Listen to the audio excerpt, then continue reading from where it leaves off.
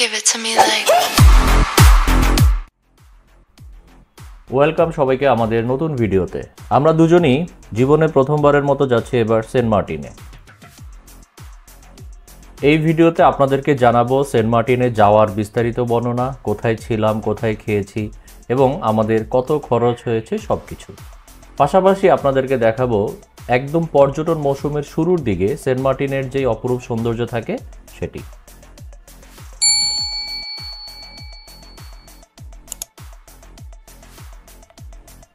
আমরা প্রথমে ঢাকা থেকে যাব টেকনাফ থেকে শিপে করে সেন্ট মার্টিন। সো ঢাকা থেকে টেকনাফের জন্য আমরা যে বাসের টিকিট কাটি সেটি বাড্ডা থেকে ছাড়বে সন্ধ্যা 6:30টায়। সো আমরা দিনের আলো থাকতে থাকতে বাড্ডা কাউন্টারের উদ্দেশ্যে রওনা দিই। যেহেতু বৃহস্পতিবার ছিল এবং রাস্তায় প্রচণ্ড জ্যাম ছিল, তাই আমাদের বাসটি নির্ধারিত সময়ের প্রায় 45 মিনিট পরে কাউন্টারের সামনে আসে। আমাদের আজকের বাসটি হচ্ছে এভারগ্রিন ট্রান্সপোর্টের একটি স্লিপার কোচ, যেটি দিয়ে আমরা টেকনাফ পর্যন্ত যাব। টেকনাফ থেকে আমাদের এমভি বারোয়াউলিয়া জাহাজে টিকিট কাটা আছে সেন্ট মার্টিনের জন্য, যেটি ছাড়ার সময় হচ্ছে 9:30টায়। সো আমরা যখন এভারগ্রিন ট্রান্সপোর্টের বাসের টিকিটটি কাটি, টিকিটের গায়ে লেখা ছিল যে টেকনাফ পৌঁছানোর টাইম হচ্ছে 8:30টায়। সো আমরা একটু টেনশনে ছিলাম যে আসলে যদি একটু এদিক সেদিক হয়, এবং অলরেডি যেহেতু আমাদের গাড়ি 45 মিনিট লেট হয়ে গিয়েছিল, সো যদি আমরা 9:30টার মধ্যে না পৌঁছাই তাহলে শিপ মিস করে ফেলবো। বাট পরে ওনাদের সাথে কথা বলে যেটা বুঝতে পারলাম যে মোটামুটি 6টা 6:30টার মধ্যেই বাস পৌঁছে যায়। বাড্ডা থেকে ছেড়ে প্রায় 1 ঘন্টার মধ্যে আমরা আরামবাগ কাউন্টারে চলে আসি, যেটা আসলে সবগুলো বাসের মেইন কাউন্টার বলা যায়। এখান থেকে বেশিরভাগ প্যাসেঞ্জার্স গাড়িতে ওঠে। সো আমরা এখানে এসে একটু ফ্রেশ ট্রেশ হয়ে নিলাম, যেহেতু লম্বা জার্নি। গাড়ি থেকে আমাদের সবাইকে কমপ্লিমেন্টারি পানির বোতল দেওয়া হয় এবং মোটামুটি 9টা 9:30টার মধ্যে আমাদের গাড়ি আরামবাগ থেকে ছেড়ে দেয়। এবার আমাদের নেক্সট যাত্রা বিরতি হবে কুমিল্লায়। আমাদের বাসটি যাত্রা বিরতি দেয় হোটেল তাজমহলে।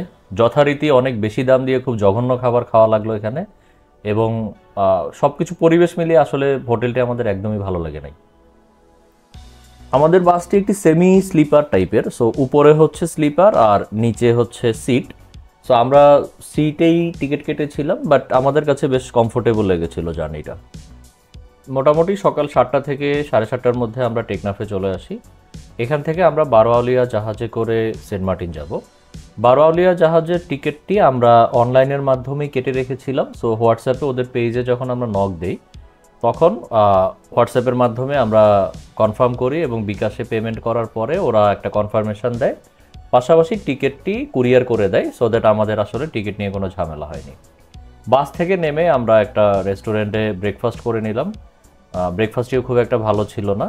এরপরে আমরা কাউন্টার থেকে একটা পাস দেয়, যে পাসটি দেখিয়ে আসলে হচ্ছে জাহাজে উঠতে হয়, সেই পাসটি কালেক্ট করে আমাদের জাহাজের উদ্দেশ্যে স্টার্ট করলাম।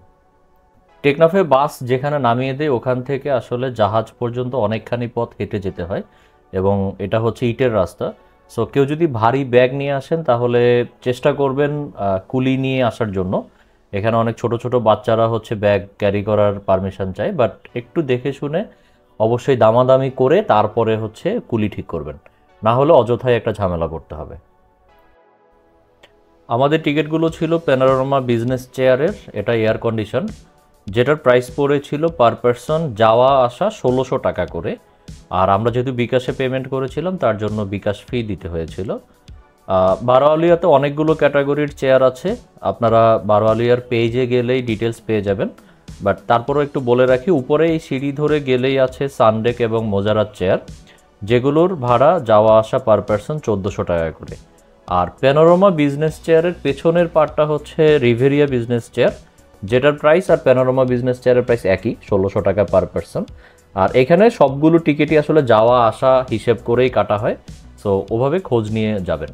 এটা হচ্ছে মোজারাত চেয়ারের পোর্শনটা, এটা নন এসি, বাট বসার সিস্টেমটা ভালোই মনে হলো। একটা জিনিস খুবই ভালো লাগে, সেটা হচ্ছে এখানকার ওয়াশরুমগুলো সবগুলোই বেশ পরিষ্কার পরিচ্ছন্ন, আর ময়লা রাখার জন্য বিন দেওয়া ছিল একটু পরপরই, আর বারবার মাইকেও বলা হচ্ছিল, নোটিশও দেওয়া ছিল যাতে কেউ ওপেন স্পেসে কিংবা সমুদ্রে ময়লা না ফেলে। যদিও আমরা আসলে অসচেতনতাবশত অনেকেই দেখলাম যে সমুদ্রে প্লাস্টিকের বোতল ছুঁড়ে মারছিল। জাস্ট এই জিনিসগুলো একটু খেয়াল রাখুন, আমরা সবাই মিলে আসলে পরিবেশটাকে সুন্দর রাখতে পারি। বারোয়ালিয়া শিপটির পাশাপাশি আরও দুটি শিপ এখন সেন্ট মার্টিনের উদ্দেশ্যে ছেড়ে যায়, সেটি হচ্ছে কেয়ারি শিপিং লাইন্সেরই। আমাদের শিপটি ওই দুটো শিপের প্রায় 15 থেকে 20 মিনিট পরে স্টার্ট করে। বাট মজার ব্যাপার হচ্ছে আমাদের বারোয়ালিয়া শিপটি এত জোরে চলছিল যে কিছুক্ষণের মধ্যে আমরা বাকি দুটো শিপকে পিছনে ফেলে চলে আসি এবং আমরা অনেক আগে আসলে সেন্ট মার্টিনে পৌঁছে যাই।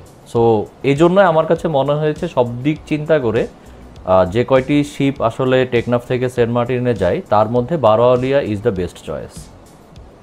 আমরা শিপটি ঘুরতে ঘুরতে পেছনের দিকে আসলাম, এখানে কয়েকজন মিলে খুব চমৎকার গানের আসর বসালো, আমরাও এটাতে পারছি।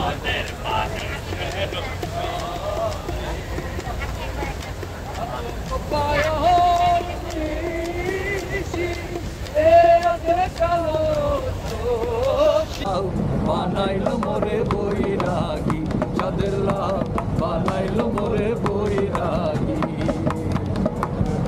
আমি গয়া গেলাম কাশি গো গেলাম, গয়া গেলাম গো আমি লয়া গেলাম কাশি গো গেলাম। সঙ্গে নাই মোর বৈষ্ণবী রে, সঙ্গে নাই মোর বান্ধবী। চাঁদের লাল বানাইলো মোরে বৈরাগী, চাঁদের লাল বানাইলো মোরে বৈরাগী। যতই সেন্ট মার্টিনের কাছাকাছি যাচ্ছি পানি নীল হওয়া শুরু করলো, আর আমরা অপার বিস্ময়ে দেখতে থাকলাম নীল পানির রাজত্ব।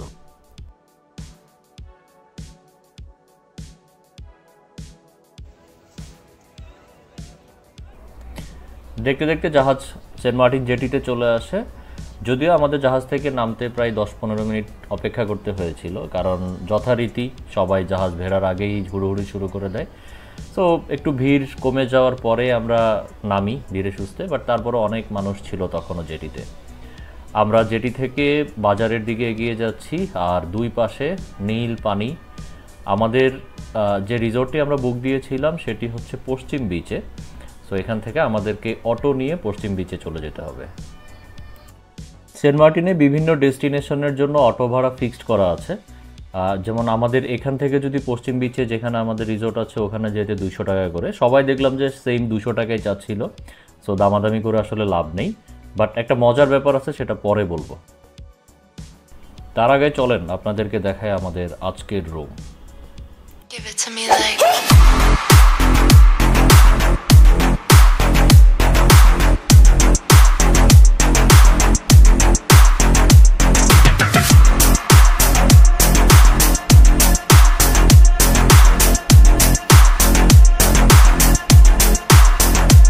I love you.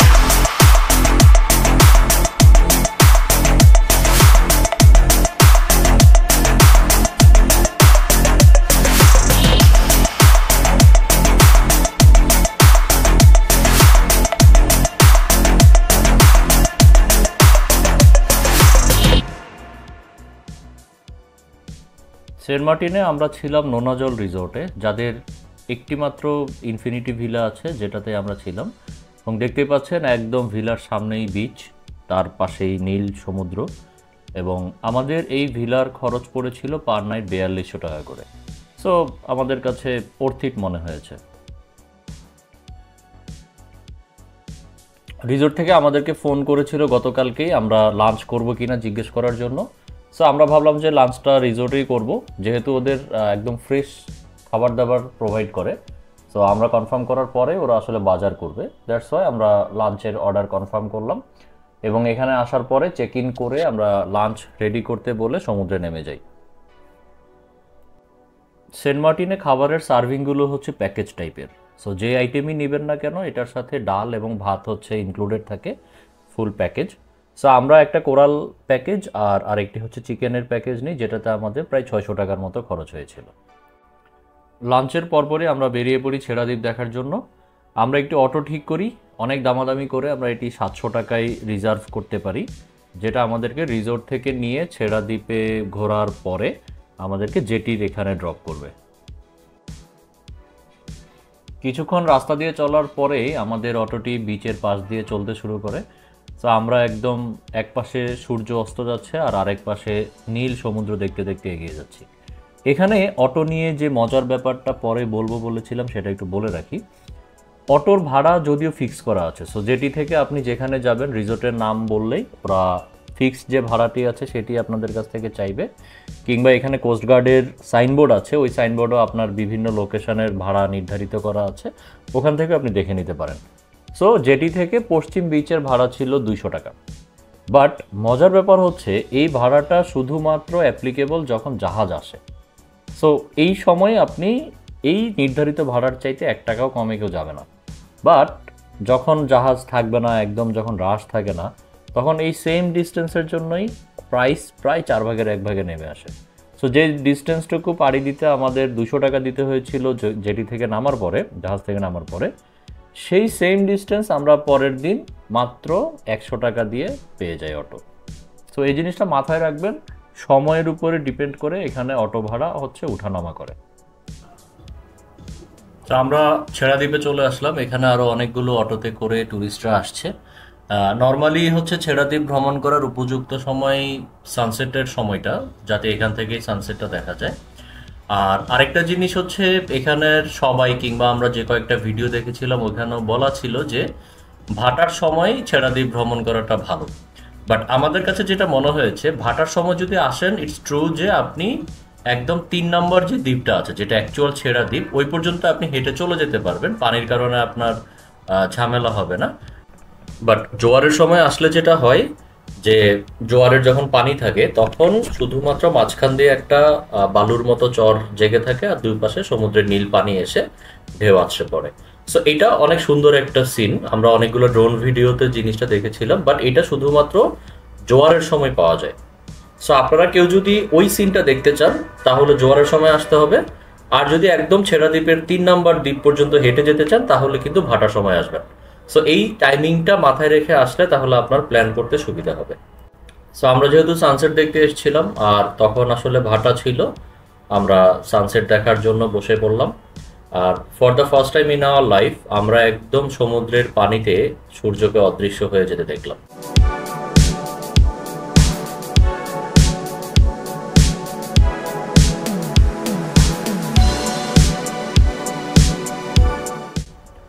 সানসেট হয়ে যাওয়ার পরে আমরা স্টার্ট করলাম অটোর দিকে।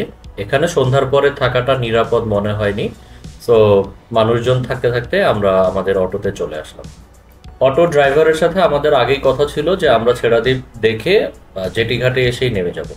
সো আমরা এখানে চলে আসলাম জেটি ঘাটে। এখানে সারিবদ্ধভাবে অনেকগুলো দোকান আছে। আমাদের প্ল্যান হচ্ছে আমরা এখান থেকে ডিনার করব। সো এই আল্লাহদার নামে যে হোটেলটি আছে সেন্ট মার্টিনে, এটি বেশ ফেমাস, অনেকগুলো ভিডিওতেই অনেককেই দেখেছি এই হোটেলটি রিকমেন্ড করতে। সো আমরা এখান থেকে আমাদের ডিনারের জন্য মাছ কিনে নিলাম, দোকানের সামনেই রাখা আছে, সো আপনারা চাইলে চুজ করে নিতে পারেন, আর দামাদামিও করে নেবেন অবশ্যই। আর এখানে একটা সিস্টেম হচ্ছে, আপনি যখন কনফার্ম করবেন পেমেন্ট করার পরে 1 ঘন্টার মতো ওরা সময় নেয়, সো একটা টোকেন দিয়ে দেয়, 1 ঘন্টা পরে এসে টোকেনটি শো করলে ওরা সার্ভ করে। ডিনারের আগে যেহেতু আমাদের হাতে 1 ঘন্টার মতো সময় আছে, সো আমরা একটু এক্সপ্লোর করার জন্য বেরিয়ে পড়লাম।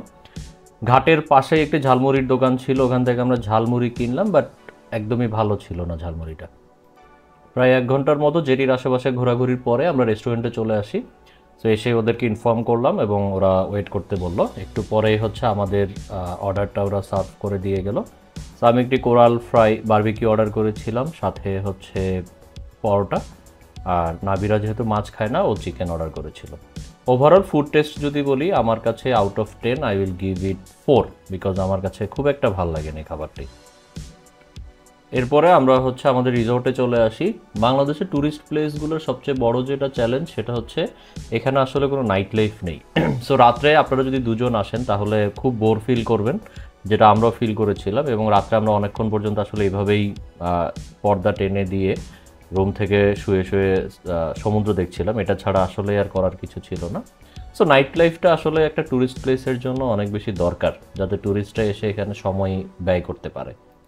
রিসর্টে আমাদের কমপ্লিমেন্টারি ব্রেকফাস্ট ছিল, সো আমরা সকালে ব্রেকফাস্টই করে নিলাম। ব্রেকফাস্টটি ভালোই ছিল, তো আমরা যেটা চিন্তা করছিলাম যে গতকালকে ডিনারটা খুব বাজে ছিল আল্লাহদান হোটেলে, সো আমরা আসলে ওটির পরিবর্তে যদি রিসোর্ট থেকেই ডিনারটি করে নিতাম সেটা বোধহয় ভালোই হতো। যাই হোক, সো এটা মাথায় রাখবেন, অনেক হাইট একটা রেস্টুরেন্টে আমরা খেয়েছি, বাট আমাদের কাছে একদমই ভালো লাগেনি খাবারটি। আপনারাও একটু চিন্তা ভাবনা করে সিদ্ধান্ত নেবেন। ব্রেকফাস্ট করে আমরা বিচে চলে আসলাম। আমাদের আজকে আমরা ব্যাক করব সেন্ট মার্টিন থেকে কক্সবাজার। সো ব্যাক করার শিপটি হচ্ছে 3টায়। তার আগেই হচ্ছে আমাদের কিছু টুকটাক যেগুলো দেখার এগুলো দেখে নিতে হবে। সো আমরা একটা বাইক নিয়ে নিলাম, আমাদের পাশে ঘোরাঘুরি করছিল বাইকওয়ালা। সো একটু দামাদামি করার পরে আমরা 1 ঘন্টার জন্য 400 টাকায় বাইকটি বুক করি। এখানে একটু সাবধানে থাকবেন, কারণ রাস্তাঘাটে অনেক সময় যদি কোস্টগার্ডের লোকজন ধরে তাহলে হচ্ছে লাইসেন্সটি চেক করবে। সো অবশ্যই লাইসেন্স নিয়ে বাইক চালাবেন। যে কোনো জায়গায় বাইক রেন্ট করার সময় অবশ্যই বাইকের ভিডিও করে রাখবেন, কারণ সেন্ট মার্টিনেও হচ্ছে অনেক স্ক্যাম আছে। সো আপনি বাইকের ভিডিও করে রাখবেন এবং এরপরে বাইকটি জমা দেওয়ার সময় ওরা যদি কিছু বলে সো দ্যাট আপনার ভিডিও থেকে ক্রস চেক করে দেখাতে পারবেন। এটি খুবই দরকার যদি আপনি হয়রানি অ্যাভয়েড করতে চান। সো বাইকে করে আমরা হচ্ছে ছেড়াদ্বীপ আবার গেলাম। এবারও আনলাকিলি ভাটার সময়ই যাওয়া হয়েছে, সো সেম জিনিসই দেখে আসলাম, বাট আমাদের বিচে বাইক নিয়ে ঘোরার একটা ইচ্ছা ছিল, সেটা পূরণ হলো। সেন্ট মার্টিনে বাইরের হোটেলে খাবারের বাজে অভিজ্ঞতার পরে আমরা চিন্তা করলাম যে রিসোর্ট থেকেই লাঞ্চ করে যাব আমরা। তো আমরা আগে বলে রেখেছিলাম আমরা রিসোর্ট থেকে দুজনে লাঞ্চ প্যাকেজ নিয়ে নিই। রিসোর্টের লাঞ্চ প্যাকেজও কিন্তু খুব বেশি পার্থক্য নেই হোটেলের চাইতে। সো আপনার রিসোর্টের খাবার যদি ভালো হয়, আই উড রিকমেন্ড যে এখান থেকে লাঞ্চ ডিনার করে নেবেন। লাঞ্চ শেষ করে আমরা চেক আউট করে ফেললাম। এরপরে 100 টাকা দিয়ে একটু অটো রিজার্ভ করে আমরা জেটি ঘাটে চলে আসি। যেই ডিস্টেন্সে গতকালকে যখন আমরা শিপ থেকে নামি তখন আমাদের কাছ থেকে 200 টাকা নিয়েছিল। সো সেম ডিস্টেন্সের জন্য একবার 200 টাকা, একবার 100 টাকা। সো দামটা একটু হিসাব করেই নেবেন, আর একটু হাতে সময় নিয়ে জেটি ঘাটে আসবেন যাতে হচ্ছে একদম লাস্ট মোমেন্টে এসে হুড়োহুড়ি না পড়ে যায়। ভিড় শুরু হওয়ার আগে আমরা শিপ ছাড়ার প্রায় আধা ঘন্টা আগে শিপে উঠে বসেছিলাম ভিড় অ্যাভয়েড করার জন্য। সো যাদের ফ্যামিলি বা বেবি আছে সাথে তারা একটু আগে ভাগে চলে আসবেন, কারণ লাস্ট মোমেন্টে সবাই অনেক হুড়োহুড়ি করে উঠতে চায়, যেটা ফ্যামিলির লোকজনদের জন্য একটু এম্বারেসিং হয়। আর আমরা হচ্ছে আমাদের একদিনের সেন্ট মার্টিন ট্যুর এখানেই শেষ করছি। আমরা এখন চলে যাব হচ্ছে কক্সবাজার, সেখানে আমাদের নেক্সট 3 নাইটস আমাদের থাকার প্ল্যান।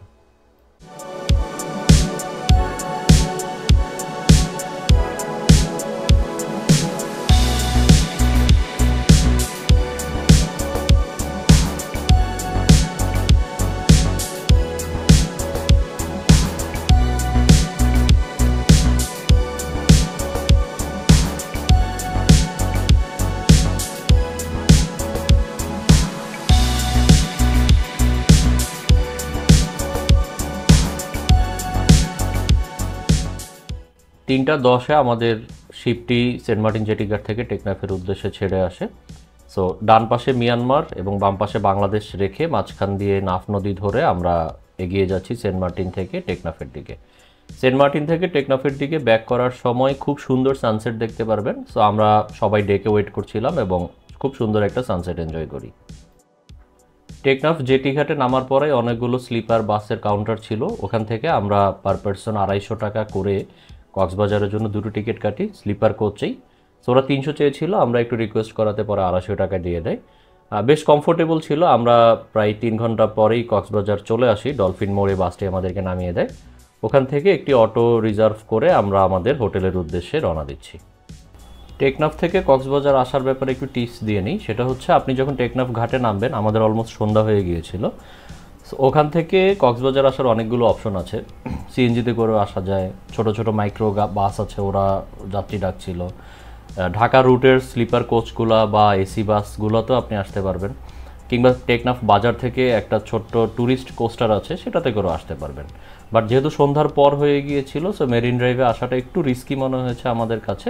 দ্যাটস ওয়াই আমরা উখিয়া দিয়েই স্লিপার কোচে করে চলে আসি। আমরা আমাদের যে হোটেলটি বুক করেছিলাম সেটা হচ্ছে একদম সুগন্ধা বিচের সাথেই, কড়াই রেস্টুরেন্টের সামনে দিয়েই একটি রাস্তা আছে, সেই রাস্তা দিয়ে যেতে হয়। এই হোটেলটি আমার কাছে মনে হয়েছে কক্সবাজারের সবচেয়ে আন্ডাররেটেড হোটেল। সো আপনাদেরকে এই হোটেলটি সম্পর্কে দেখাবো একটু পরেই। কক্সবাজারে আমরা নেক্সট 2 দিন যেই হোটেলটিতে থাকবো সেটির নাম হচ্ছে সি প্রিন্সেস। ওই যে ভিডিওতে দেখতে পাচ্ছেন, এটি একদম সুগন্ধা বিচের পাশেই একটি হোটেল। আর আমাদের কাছে যখন আমরা হোটেল বুক দিচ্ছিলাম দেখে খুবই ভালো লেগেছে, যদিও এটা নিয়ে খুব একটা হাইপ নেই, বাট আমাদের কাছে ভালোই লেগেছিল হোটেলটা। হোটেলে ঢোকার পরেই বিশাল লবি, যদি চেক ইন করতে দেরি হয় তাহলে এই লবিতে বসে অপেক্ষা করতে পারেন। আমরা আমাদের এই হোটেলটি বুক দিয়েছিলাম অ্যাগোডার মাধ্যমে, বাট একটু সারপ্রাইজড হয়েছিলাম, সেটা সম্পর্কে আপনাদেরকে একটু বলে রাখি। সো বাইরে যেমন আমরা লাস্ট যখন থাইল্যান্ডে যাই তখন হচ্ছে আমরা অ্যাগোডার মাধ্যমেই বুক দিয়েছিলাম। সো ওখানে আমাদের আসলে প্রবলেম হয়নি, রিসোর্টে গিয়ে জাস্ট বুকিংটা দেখিয়েছিলাম, ওরা আমাদের রুমে পৌঁছে দিয়েছিল। এখানে যেটা হয়েছে, আমি যখন অ্যাগোডাতে বুক দিই এই হোটেলটি, তখন আমাদেরকে একটি মেসেজ করা হয় এবং ওখানে নাম্বার দিয়ে বলা হয় যে অ্যাডভান্স পে করার জন্য, যদিও অ্যাগোডাতে ওরকম কিছু ছিল না। সো আমি একটু ভয় পেয়ে অ্যাগোডার কাস্টমার কেয়ারে জানাই, তারপর আমি হচ্ছে যে নাম্বারটা দেওয়া হয়েছিল সেখানেও একটু কথা বলি যে আমার অথেন্টিসিটি কী, যে আমি পেমেন্ট করে ফেললে পরে কি এটা ভয়েড হয়ে যাবে কি না। সো একটু কথাবার্তা বললাম, অনেক ধরনের ইনফরমেশান নিয়ে, একটু রিস্কি মনে হয়েছিল আমাদের কাছে, তারপরও আমরা 2000 টাকা অ্যাডভান্স করে কনফার্ম করেছিলাম। এবং সত্যি কথা বলতে যেটা, গতকালকে যখন আমরা সেন্ট মার্টিনে ছিলাম তখন আমাদেরকে এই হোটেলটি থেকে ফোন দিয়েছিল যে আপনাদের একটা বুকিং আছে, সো আপনারা হচ্ছে কখন আসবেন। এই ফোনটির আগে আমরা আসলে একদমই শিওর ছিলাম না যে আসলে আমাদের বুকিংটি অথেন্টিক কোনো মিডিয়ার মাধ্যমে আমরা দিয়েছিলাম কিনা, এবং একটু ধরা খাওয়ার রিস্কও ছিলাম, বাট ভালোই লেগেছিল যখন ওরা আমাদেরকে ফোন করে জানতে চায়। আর আসার পরেই আমাদের ওয়েলকাম ড্রিঙ্ক দেওয়া হয়, রিসিপশন থেকে বেশ প্রফেশনাল ছিল। পাশাপাশি আমরা চেক ইন কমপ্লিট করে এরপরে রুমে চলে যাচ্ছি। যেহেতু আমরা অনেক লেট নাইট চেক ইন করেছি, প্রায় 10টা বেজে গেছিলো আমাদের চেক ইন করতে, সো চেক ইনে খুব একটা টাইম লাগেনি আমাদের। হোটেল সি প্রিন্সেসে আমাদের 2 রাতের জন্য ভাড়া পড়েছিল 5700 টাকা। আমরা যখন এসেছিলাম খুবই রাশ একটা টাইম, কারণ পূজার ছুটি ছিল, পাশাপাশি মাত্র ট্যুরিস্ট সিজন শুরু হচ্ছে। সো এইরকম সময়ে আসলে 5700 টাকা, তার মানে 3000 টাকারও কম পড়েছে পার নাইট। এই রেটে আসলে রুম পাওয়াটা ভাগ্যের কথাই বলতে হয়। আর যেহেতু একদম সুগন্ধা বিচের সাথেই ছিল, সো আমরা বেশ হ্যাপি ছিলাম রুমটা নিয়ে। সি প্রিন্সেসের প্রত্যেকটি বারান্দা থেকেই সমুদ্র দেখা যায়। আমরা আসলে ওটি চিন্তা করেই বুক দিয়েছিলাম, যদিও পাশ থেকে দেখা যায়, মানে ডিরেক্ট সি ভিউ না, এটা হচ্ছে পার্শিয়াল সি ভিউ বলা যায়। সো বারান্দাটা একটু দেখেন, এখান থেকে পুরো কক্সবাজার শহরটি দেখা যায়। আমরা যদি বামে তাকাই তাহলে হচ্ছে সুগন্ধা বিচ। আর আরেকটি জিনিস হচ্ছে ফ্লাই ডাইনিংয়ের রেস্টুরেন্টটাও কিন্তু এখানে। সো এখানে এই যে ক্রেনটি দেখতে পাচ্ছেন, এখানে করে মানুষজনকে উপরে তুলে ডাইনিংয়ে নিয়ে যাওয়া হয়। আমরা পরের ভিডিওতে আমাদের ফ্লাই ডাইনিংয়ের এক্সপিরিয়েন্সটিও শেয়ার করব। আর রুমটি আমাদের কাছে একদম টপ নচ না হলেও প্রাইস অনুযায়ী বেশ ভালোই মনে হয়েছে। সো সব কিছু মিলিয়ে এই হোটেলটি আসলে বেশ রিকমেন্ডেড, আপনারা চাইলে এখানে থাকতে পারেন। হোটেল সি প্রিন্সেসের সবচেয়ে সুন্দর জায়গা যদি আমি বলি, এটাই ওদের অনেক বড় একটা আকর্ষণ, সেটা হচ্ছে একদম প্রত্যেকটা ফ্লোরের সামনে একটা 360 প্যানোরামা লবি আছে, যেখানে বসে আপনি ইচ্ছে মতো সমুদ্র দেখতে পারবেন। সেই যে এই জায়গাটিতে বসে পুরো সুগন্ধা বিচ, পাশে কলাতলি বিচ, ওই পাশে লাবণী বিচ, সমগ্র বিচই দেখা যায়। আমরা দিনের বেলা তো এখানকার ভিডিওটি দেখাবো। রুমে এসে ফ্রেশ ট্রেশ হয়ে বেরোতে বেরোতে আমাদের প্রায় 11টা বেজে যায়। আমরা একটু ভয়ে ছিলাম যে কোনো রেস্টুরেন্ট খোলা পাই কি না, বাট কক্সবাজারে ফর দ্য ফার্স্ট টাইম আমি রাত 11টা বা এই যে 11:30টার দিকে বের হয়ে একদম অবাক হয়ে যায়, কারণ এত জমজমাট ছিল, মনে হচ্ছিল যে মাত্র সন্ধ্যা নেমেছে। সো অনেকগুলো আইসক্রিম শপ ছিল, তারপরে ট্যুরিস্টে পুরা ভরা, মানে কক্সবাজারের এইরকম একটা চেঞ্জ আমি আশা করিনি। সো সেন্ট মার্টিন ভিডিও সময় বলেছিলাম যে সেন্ট মার্টিনে আফটার সানসেট আসলে কোনো অ্যাক্টিভিটিস নেই, বাট কক্সবাজারের এইরকম ভিভিড এবং ভাইব্রেন্ট একটা এনভায়রনমেন্ট দেখে ভালোই মনে হয়েছে। এবং এই জিনিসটি আমরা এরপরে ডিনার করেছি, ডিনার করে যখন আসলাম প্রায় রাত 1টা বাজে, তখনও জমজমাট ছিল, হুইচ ইজ ভেরি গুড একটা ট্যুরিস্ট প্লেসের জন্য, যে সারা রাত যদি হচ্ছে অ্যাক্টিভিটিস থাকে তাহলে প্রচুর ট্যুরিস্ট আসবে। আমাদের ডিনার করার প্ল্যান রূপসী বাংলা রেস্টুরেন্টে।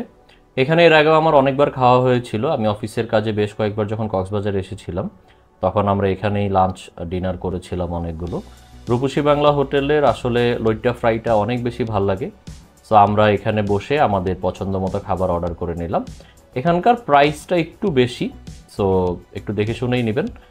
আর খাবার আমাদের কাছে এক্সপেকটেশনের তুলনায় একটু লো মনে হয়েছে, কারণ আমি এর আগে যতবার খেয়েছিলাম হয়তো তখন অনেক বেশি ক্ষুধার্ত ছিলাম দেখে খুব ভালো লেগেছিল, বাট এবারের খাবারটি আমাদের খুব একটা ভালো লাগেনি। কক্সবাজারের বেশিরভাগ রেস্টুরেন্টেই কমপ্লিমেন্টারি বড়ইয়ের আচার দেয়, যদি আমরা খাইনি, বাট এটা একটা ট্রেডিশন এখানকার। ডিনারে আমাদের দুজনের প্রায় 850 টাকার মতো খরচ হয়েছিল। রূপসী বাংলা রেস্টুরেন্টটি কক্সবাজারের হোটেল মোটেল জোনে অবস্থিত, আর আমাদের হোটেলটি হচ্ছে একদম সুগন্ধা বিচের সাথে। সো ভালোই ডিস্টেন্স আছে, বাট যেহেতু বেশ জমজমাট ছিল আমরা ভাবলাম যে এখান থেকে হেঁটে হেঁটেই হোটেলে ব্যাক করব। হোটেলে ঢোকার আগে আমরা একটু বিচে যাই, আর বিচে গিয়ে তো পুরা অবাক যে এখন প্রায় রাত 1:30 বাজে, আর দেখেন বিচের কি অবস্থা, এত মানুষ এই মধ্যরাতে, হুইচ ইজ ভেরি অ্যামেজিং যে একটা নাইট লাইফ তৈরি হচ্ছে কক্সবাজারে। সো আজকে এই পর্যন্তই। আমাদের নেক্সট ভিডিওতে আমরা দেখাবো কক্সবাজারের আমাদের পরবর্তী 2 দিন, এবং 3rd দিন আমরা সি পার্লে থেকে ছিলাম সেখানকার বিস্তারিত। আল্লাহ হাফেজ।